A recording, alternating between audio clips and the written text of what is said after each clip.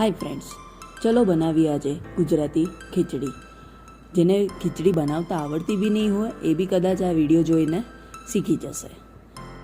અહીંયા મેં લીધી છે 2 કપ આપણી ભેરવેલી ખીચડી, જેને આપણે સરસ રીતે વોશ કરીને અડધો કલાક માટે કાઢીને રાખશું.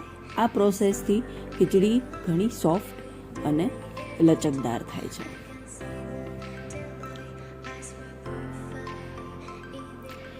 પછી આપણે એક કુકર લઈશું.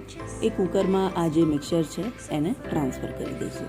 અહીંયા ફ્લેમ રહેશે લો ટુ મીડિયમ. અહીંયા પાણીનું મેજરમેન્ટ રહેશે 1 કપ આપણે ગ્રેન લીધા હોય તો 3 ગણું પાણી. અહીંયા મેં મીઠું અને હળદર એડ કરી લીધી છે. પછી આપણે નાખશું કઢી પત્તા. આપણે જે ઇસ્કોનમાં ખીચડી ખાઈએ છે ને એવો ટેસ્ટ આવશે. અહીંયા મેં 2 ચમચી જેટલું ઓઇલ પણ એડ કરી લીધું છે અને એને આપણે મિક્સ કરીને 4 વિસલ વાગે ત્યાં સુધી ખીચડીને લો ટુ મીડિયમ ફ્લેમમાં થવા દઈશું. પછી અહીંયા મેં ગરમા ગરમ ડુંગળીના શાક સાથે ઉપર ઘી એડ કર્યું અને ગુંદા અને પાપડ સાથે સર્વ કર્યું. છાશ પણ ભૂલતા નહીં હો. આવા જ ઇન્ટરેસ્ટિંગ વિડીયો જોવા માટે લાઈક અને શેર કરો અને સબસ્ક્રાઈબ બી કરજો. Thank you. લાસ્ટમાં ખોટું બોલી.